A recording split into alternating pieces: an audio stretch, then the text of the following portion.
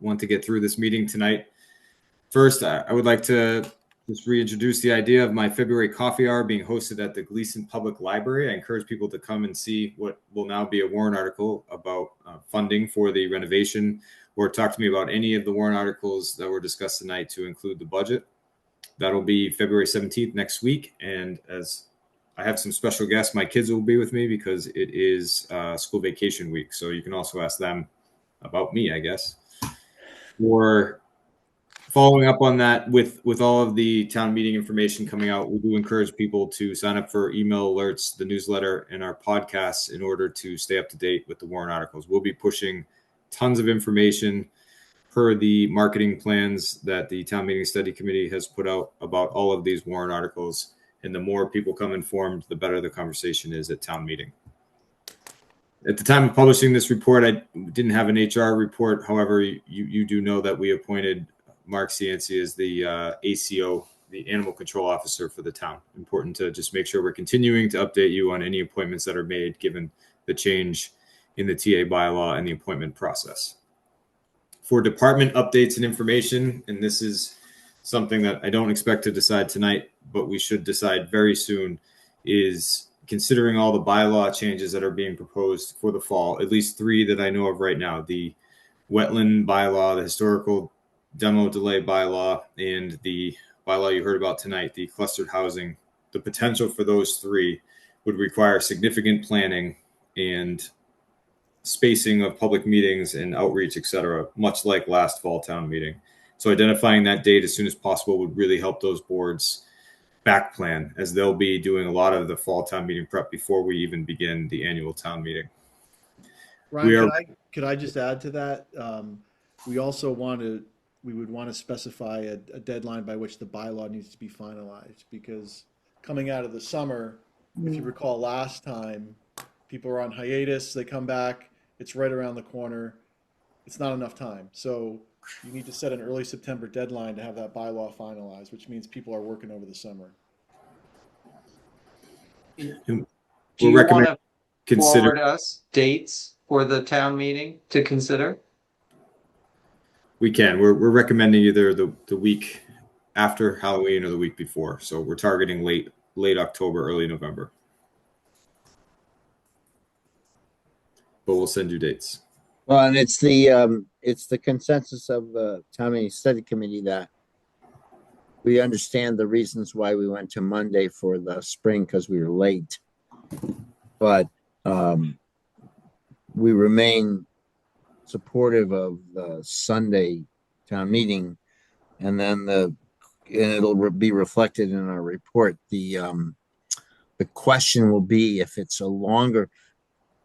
There were several alternatives proposed for a longer town meeting. One is you start in the afternoon, you take a break, and you come back after dinner, which I'm personally not very sanguine about making that work. The other suggestion is that your Monday night is your backup after the Sunday, but you try to, of course, get as much done as you can on Sunday. And then the third one, which also people don't think is very good, is you have it Sunday and then the following Sunday if you can't get it done. So just to put that in everybody's mind. I mean, if we're contemplating it's longer than one session, then we have to think about that as well.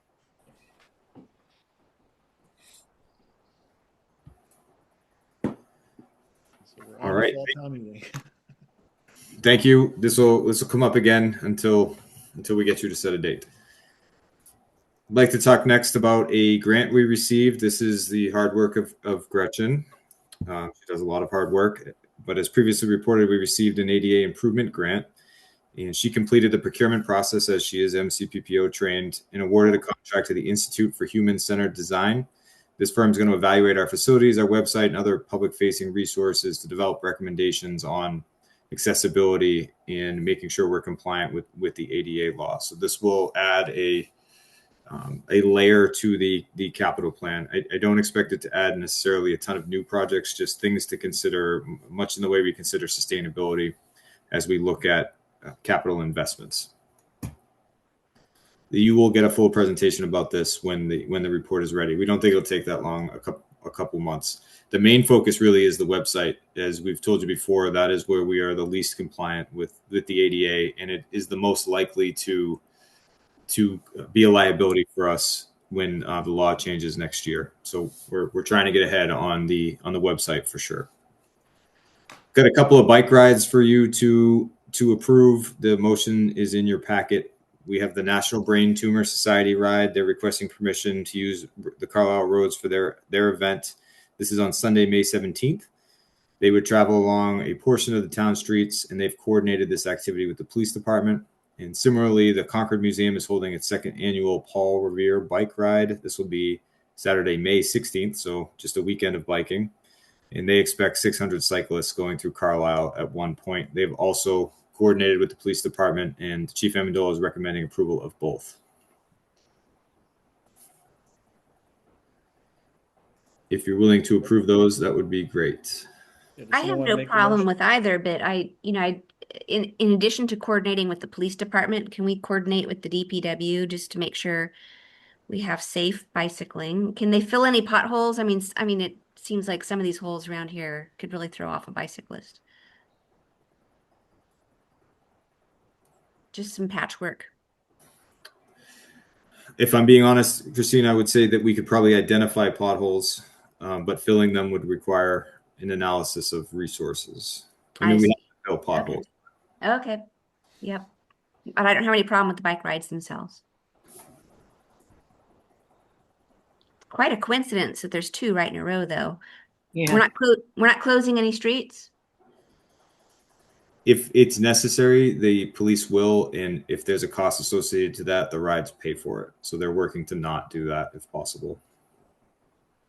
But the police do a good job of coordinating this, so you barely notice unless you're on the route itself for that particular time. And do we have a sense of how big these rides are? Like how many participants? I don't think they're. Well, yeah. The Paul Revere had 600 cyclists last year, and I believe the Brain Tumor Society ride is about is similar in size, maybe even a little larger. Yeah, those aren't. Okay. Does someone want to make a motion on those? Number 8 in the packet. Yeah.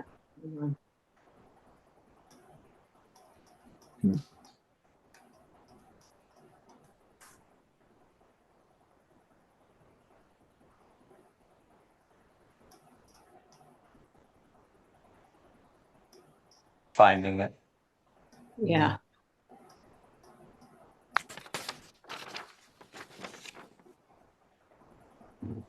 Let's see, I move to appoint the request of the Concord Museum for the use of the town roadways for their Paul Revere's bike ride event on Saturday, May 16th, 2026. Second. discussion or deliberation. We've had the comment regarding the condition of the roads. And I would just say we want to minimize any inconvenience to residents on all of these. Okay. Take a roll call vote, please. Arnold, I. Modell, aye. Nell, I. Stevens, aye. Viola, aye. The next item in this report is Do you want to do? No, the, we have the Let's do brain the tumor. other You want me to do that one? I'll Yeah. move to approve the request of the National Brain Tumor Society for the use of town roadways for their charity bike ride event on Sunday, May 17th, 2026. Second. further discussion or deliberation? Do another roll call, please. Arnold, I. Modell, aye. Snell, I. Stevens, aye. Viola, aye. Okay, and then thank you. For the next part of this report, we're looking to report out on our volunteer training plan, and this is part of your select board goals. So we think it's important to let you know what's going on. With Gretchen on the lead, she is now the point person for all boards and committees, taking over the all board meetings and the volunteer training. So we're trying to combine those two and make the commitment for volunteers to be limited. So a quarterly check-in and meeting, chair training sessions from in July and September that are required, and we can't make anybody come to them, but we will advertise them as required. We're updating the volunteer resources to make sure that they're clear and easy to use, and this is happening in conjunction with the town clerk.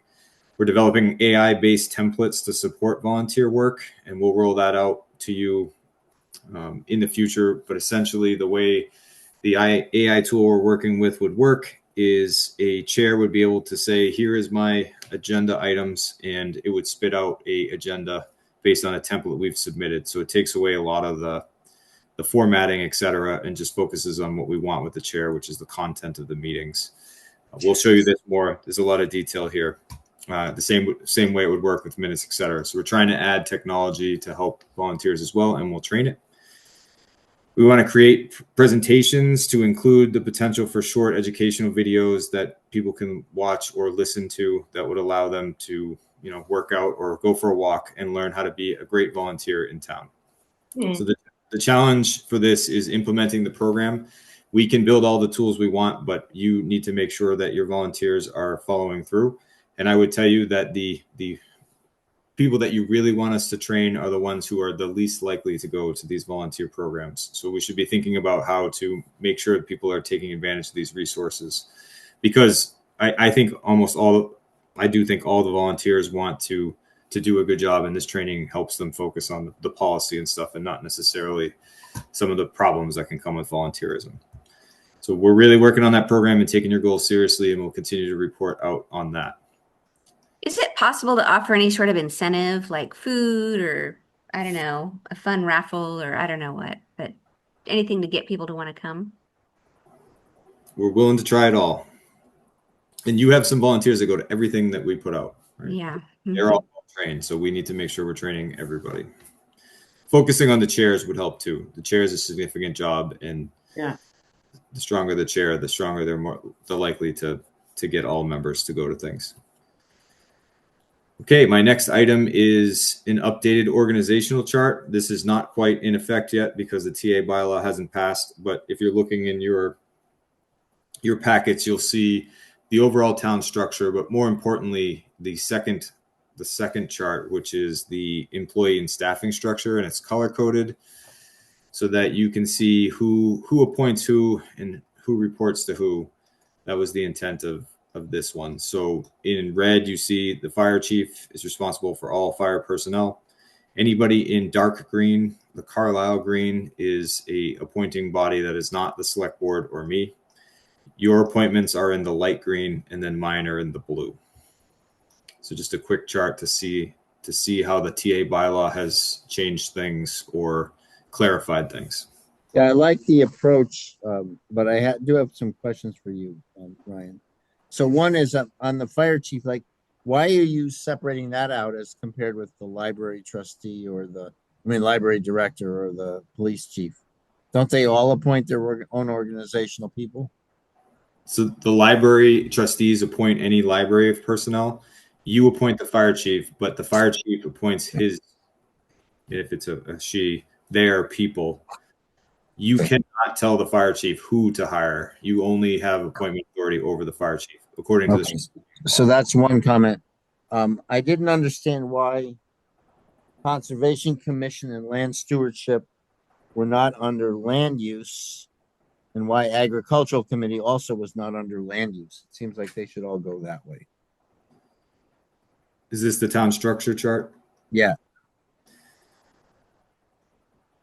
I'll take a look at it. I believe it's because they're mass general law or statutory boards. It's all MGL. It's all under the MGL. So anyway, take a look. And then on the department level, I think it's very confusing, the hard lines from select board NTA to all these departments on the center line. And then on the right side, there's definitely not a hard line from select board or TA to the CPS superintendent or the CCRSD superintendent. So.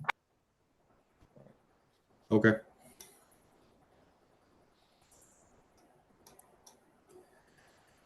Yeah, I think the intent was to show the school as departments, but they are certainly their own entities. which is why we put them off there to the right. But it is a very flat organization because of your structures.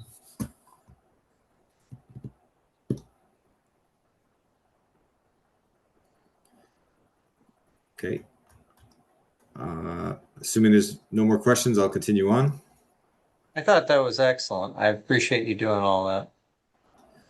And we'll continue to update it. Again, it doesn't go in. We have agreements with most boards and to implement the TA bylaw prior to its implementation, or at least delegate the authority, but it doesn't really come into effect until the special act is passed. So I think I muted out at some point in this, but did I talk about the solid line, dotted line stuff?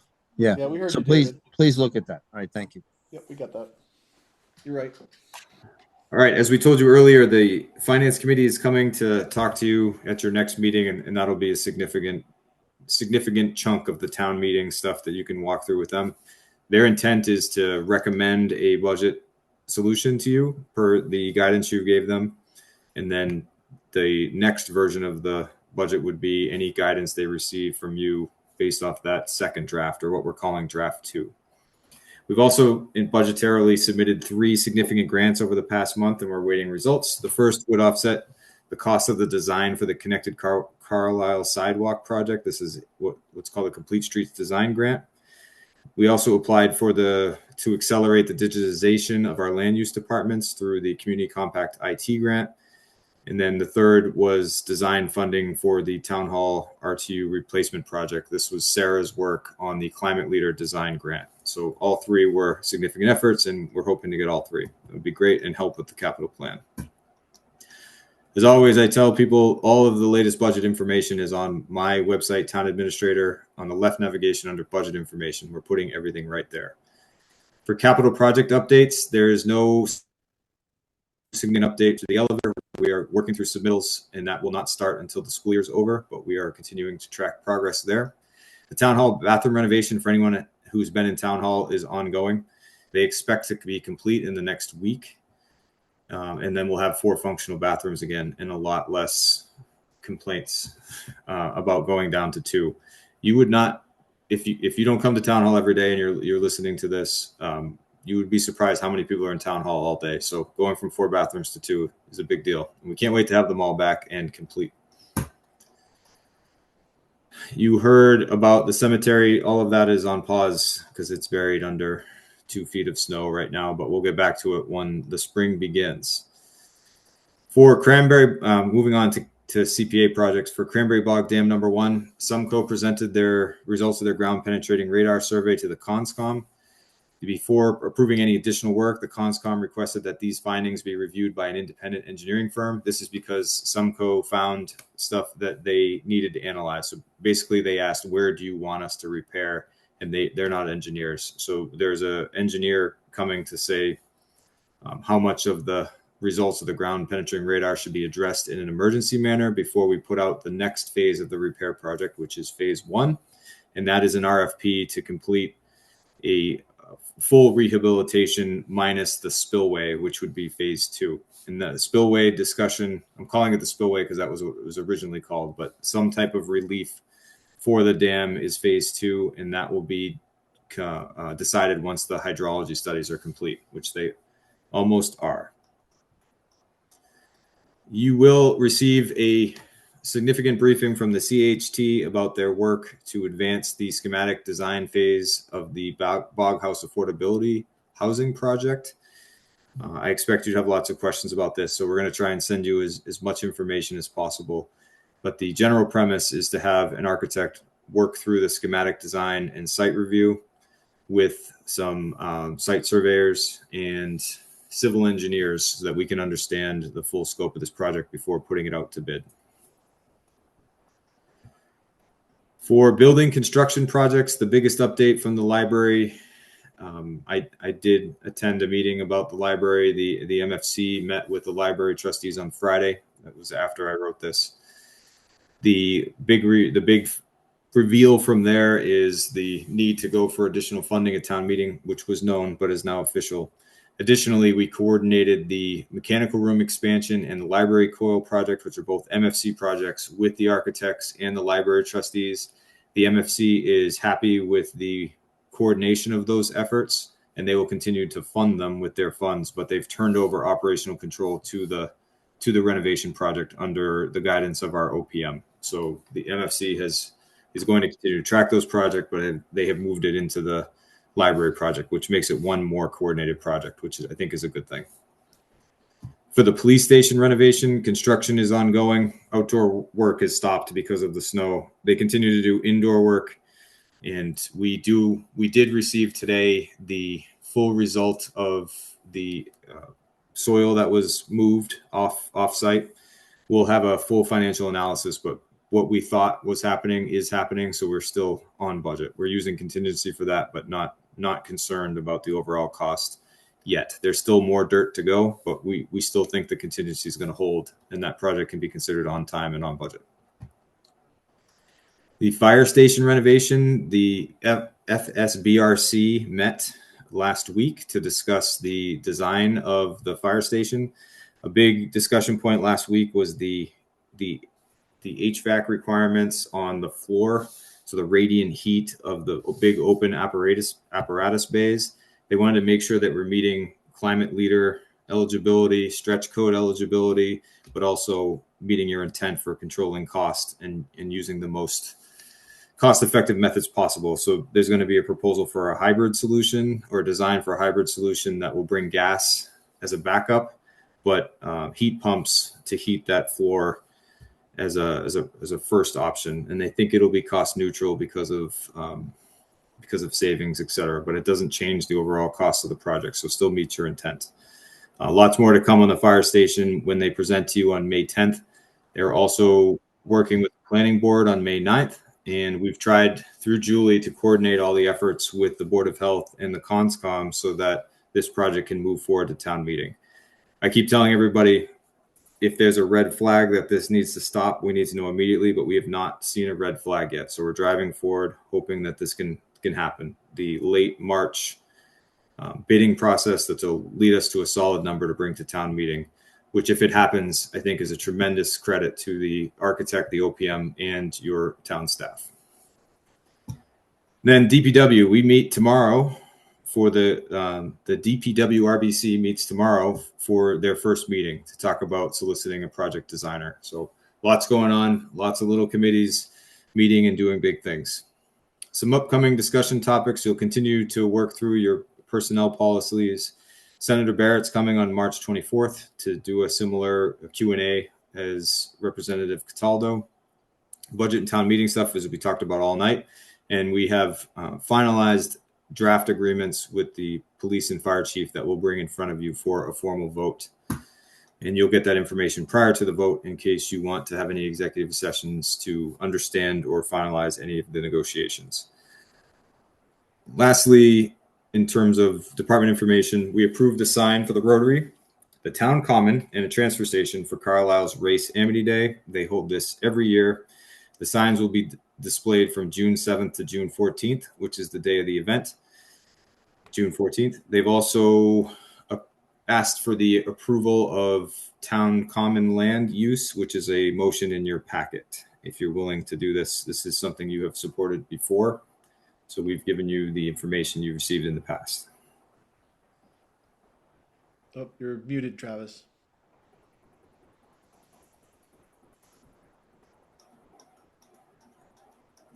Okay, sorry about that. I move to approve the request of Gina Fox for the use of the town common for the Carlisle Race Amity Day potluck picnic. We don't have a date on that, though. June 14th, right? June 14th. It's not in the motion. June 14th, 2026. I'll second. Further discussion and deliberation? Seeing none, let's do a roll call vote. Arnold, I. Modell, aye. Snell, aye. Stevens, aye. Viola, aye. Thank you. Okay, for staff recognition, I would like to recognize James Powderly.